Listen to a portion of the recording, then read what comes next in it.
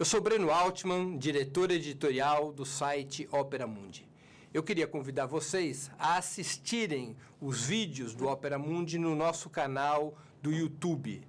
Também aproveito para chamá-los a assistir esses mesmos vídeos na TV 247, que é nosso grande parceiro nessa batalha por uma comunicação independente e verdadeira em nosso país.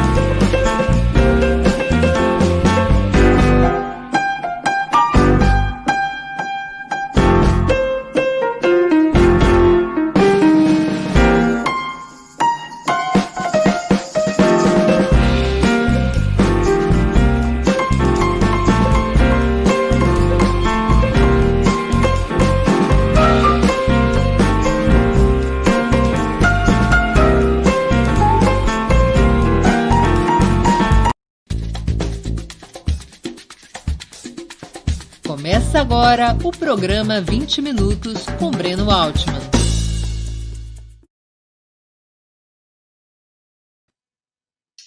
Bom dia! Está começando mais um programa 20 Minutos. O tema de hoje: por que a aprovação a Bolsonaro voltou a subir? Vocês devem estar acompanhando as pesquisas recentes de opinião pública.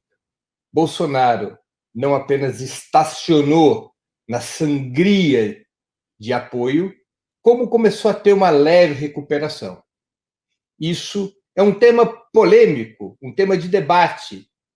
É importante compreender como é que um presidente que adota uma política tão criminosa em relação à pandemia, como é que um presidente que leva a economia do país a tamanho grau de destruição, já se fala em mais de 20% de desemprego, como é que ele consegue preservar 1/3 de apoio e ainda recuperar alguma coisinha nas últimas semanas? Esse vai ser o tema do 20 Minutos de hoje. Mas antes de entrarmos nesta discussão, duas mensagens importantes. Primeira mensagem: eu queria sugerir a vocês fortemente que fizessem sua inscrição no canal do Opera Mundi no YouTube. Nessa plataforma, vocês tanto poderão acompanhar nossas transmissões ao vivo, quanto assistir edições anteriores dos programas 20 Minutos, o programa Sub-40 e outros programas da TV Opera Mundi. O YouTube é uma plataforma muito mais amigável para assistir vídeos, para fazer comentários. O Opera Mundi já tem cerca de 105 mil inscritos no seu canal do YouTube. Queremos chegar até o final do ano em 200 mil inscritos. Quanto maior o número de inscritos, maior a audiência. Quanto maior a audiência, maior o repasse publicitário do YouTube para o Opera Mundi. Para nós é muito importante sua inscrição para garantirmos a sustentabilidade do nosso canal. Por isso, peço a vocês isso, que façam sua inscrição no canal do Opera Mundi no YouTube. Não se esqueçam, ao fazer a inscrição, de marcar o sininho. Marcado o sininho, vocês serão avisados todas as vezes que novos programas nossos ou de nossos parceiros forem ao ar. Isso também ajuda na audiência. Você é avisado e você já entra para assistir o que estiver sendo transmitido pelo canal do Opera Mundi no YouTube.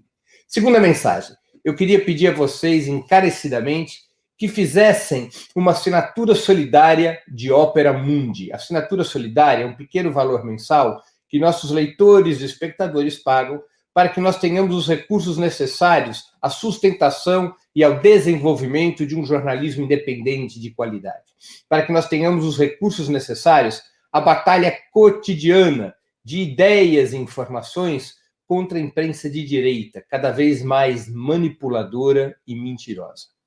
A assinatura solidária é o principal meio de financiamento do Opera Mundi e de toda a imprensa independente. É muito importante nesse momento que você, leitor, leitora, espectador, espectadora, contribua com a Opera Mundi. É assim que nós vamos poder defender a imprensa independente contra o cerco financeiro que o autoritarismo busca estabelecer. Vocês poderão obter informações sobre a assinatura solidária e realizá-la imediatamente, porque é um processo muito simples e prático, no endereço que está na tela, www.operamundi.com.br/apoio. Vou repetir, www.operamundi.com.br/apoio. Façam agora mesmo uma assinatura solidária. A assinatura solidária, por sua própria natureza, é um instrumento que garante a independência de Opera Mundi frente ao poder econômico. Dadas essas duas mensagens, vamos ao que interessa. Por que a aprovação a Bolsonaro voltou a subir? Como eu disse no início do programa, várias pesquisas de opinião apontam uma tendência curiosa na popularidade de Jair Bolsonaro.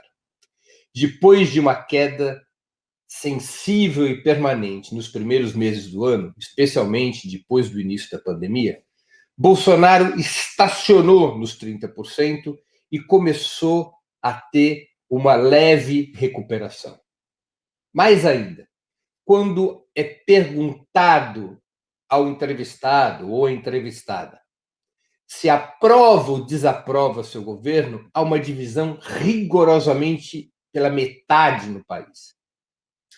30 e poucos por cento, entre 30% e 33% dos entrevistados em várias pesquisas, consideram o governo Bolsonaro bom ou ótimo. É um grau importante de aprovação. Mas se a pergunta é aprova ou desaprova seu governo, portanto, isso tem uma incidência também entre quem considera seu governo regular, o país se divide no meio. Bolsonaro ainda tem aprovação de metade do país. É muito importante, especialmente para a oposição ao Bolsonaro, discutir, analisar, entender por que isso acontece. Os números, os resultados do seu governo são desastrosos. Normalmente, deveriam levar a uma situação drástica de impopularidade. Nós estamos falando de 100 mil mortos notificados pela pandemia.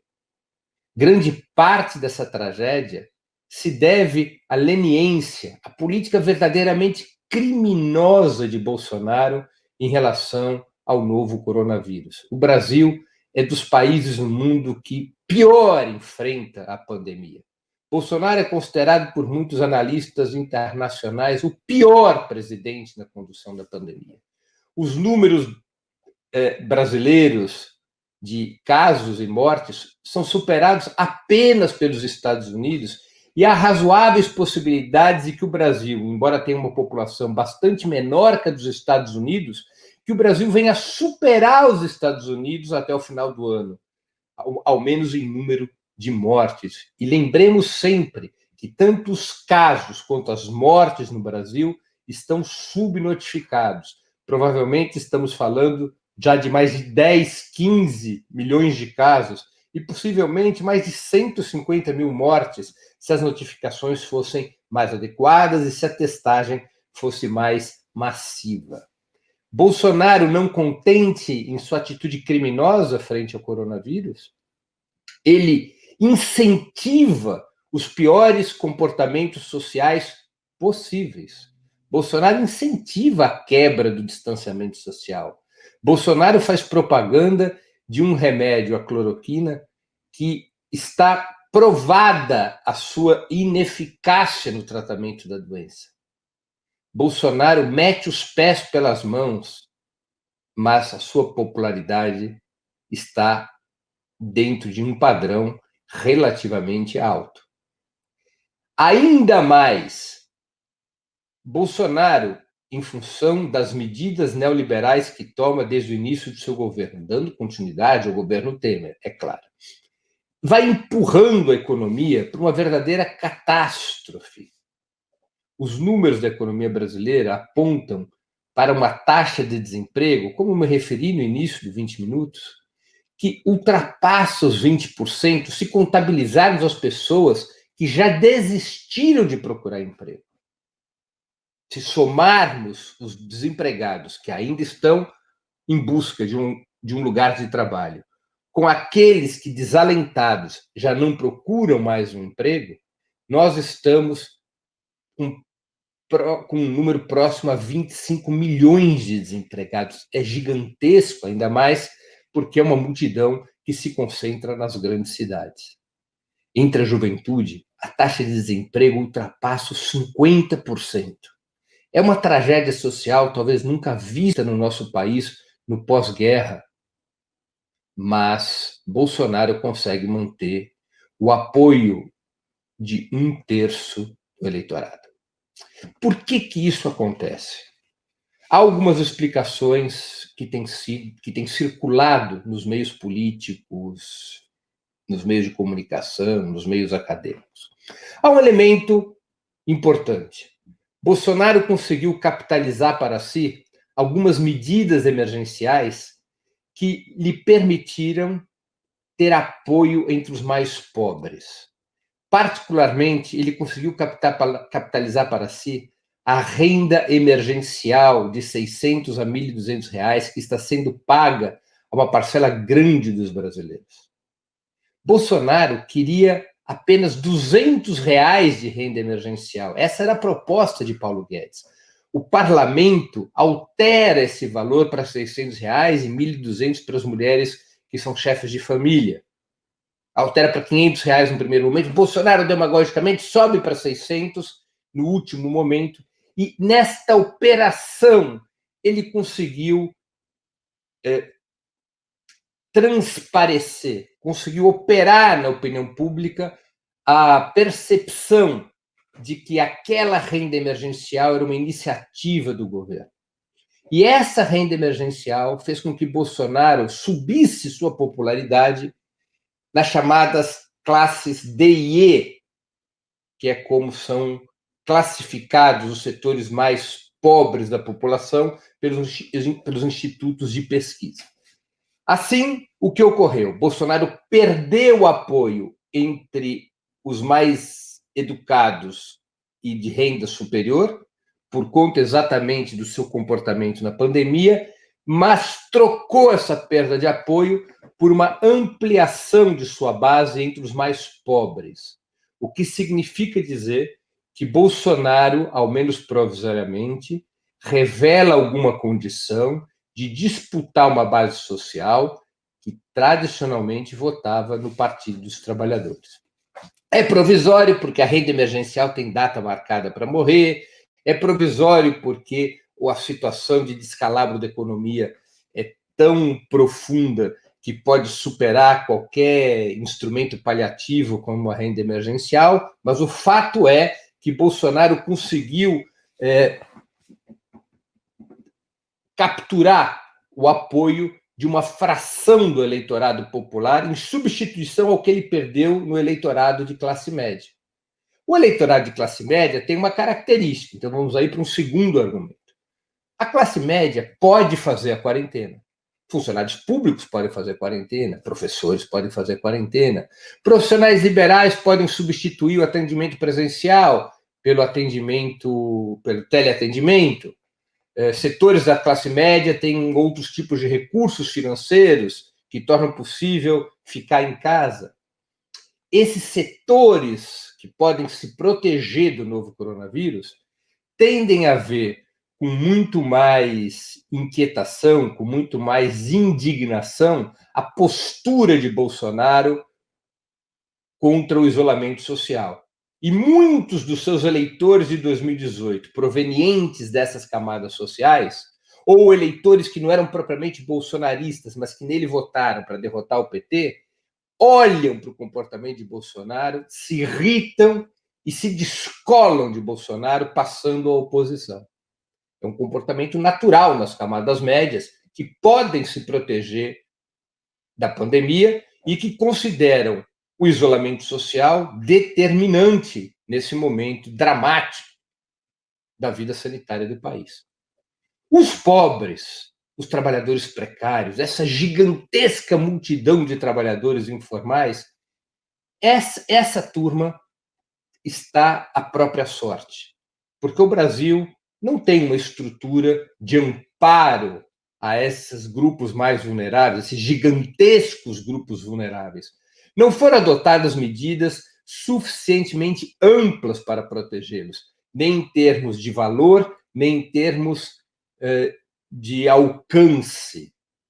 As medidas aprovadas, em grande medida, nem chegam aos que deveriam ser beneficiados, porque o sistema de operação dessas medidas no Poder Executivo é muito precário. Esses setores estão cada vez mais preocupados com o emprego e com a renda e cada vez menos assustados com a pandemia. O cálculo é mais ou menos simples. O percentual de pessoas que morreu e que morrerá da Covid-19 gira ao redor de alguma coisa como 0, qualquer coisa da população. Enquanto que o desemprego e a perda de renda chega a percentuais muito mais elevados. Com o tempo, as pessoas passam a ter menos medo da morte, que é um fenômeno menos presente, do que do desemprego e da fome, que é um problema muito mais abrangente e constante nas camadas populares. E Bolsonaro, desde o primeiro momento, conseguiu se colocar no seu cálculo diabólico que contrapôs saúde pública e economia. Bolsonaro se colocou, se posicionou como porta-voz de defesa da economia e do emprego contra aqueles que defendiam a quarentena. Conseguiu, com isso, em setores da opinião pública, criar uma percepção de que ele estava ao lado tanto dos empresários, que queriam manter seus negócios abertos e lucrando, quanto daqueles setores populares que, sem ter a possibilidade de trabalho e sem poder ficar em casa, porque as condições materiais não o permitem, Bolsonaro pareceu estar ao lado desse pessoal. E, com isso, ganhou apoios, ganhou simpatia, ganhou identidade com esses setores, com uma parcela das camadas populares. Há um terceiro fenômeno que ocorre de alguma maneira em todos os países, mas que aqui no Brasil vai ganhando uma dimensão espetacular. Uma naturalização da Covid-19 depois de 4 meses. 4, quase 5 meses de pandemia. O país já não se impacta mais com as mortes. É um país curioso, é um fenômeno curioso que está acontecendo no nosso país. Quando ocorreu a primeira morte, em março, rapidamente acabou o estoque de álcool gel e também o de papel higiênico, as pessoas pareciam desesperadas e estocavam certos produtos por conta da quarentena. Com 100 mil mortes, próximos a 100 mil mortes, agora os brasileiros e as brasileiras, grandes contingentes de brasileiros e brasileiras, estão nos bares, nos restaurantes, nas praias, como se não houvesse amanhã. Até mesmo os setores médios que poderiam estar em casa. Bolsonaro, na sua disputa ideológica, conseguiu contribuir para que se instalasse na sociedade brasileira um certo desdém em relação à Covid-19. Um certo relaxamento social em troca do isolamento social. E a pandemia vai chegando ao platô e nele se mantendo com altas taxas de mortalidade, exatamente porque nada é feito, nem por Bolsonaro, nem pelos governadores e prefeitos da direita, que nesse momento se somaram à política criminosa de Bolsonaro. Basta ver o que faz Dória, o que faz Bruno Covas, o que faz Witzel, o que faz Leite, o que faz o governador de Minas. Na prática, aderiram à política do Bolsonaro, ao relaxamento, à reabertura da economia, e vão mantendo o país no platô em elevadas taxas de transmissão e de letalidade, num platô que se prolonga, sem que isso provoque maior reação social. Essa naturalização da doença ajuda o Bolsonaro. Não há um clima de indignação no país. Se esses são os fatores que ajudaram o Bolsonaro, o que pode ter de errado na atitude da oposição? E aqui eu estou me referindo à oposição de esquerda, porque a oposição de direita, o PSDB, o DEM, o MDB, como eu já disse, aderiram à política de Bolsonaro. Aderiram à abertura precoce da economia. Em muitos lugares estão discutindo a volta às aulas. A quarentena foi relaxada. Já não há mais diferenças no trato da saúde pública entre Dória e Bolsonaro, como havia lá em março.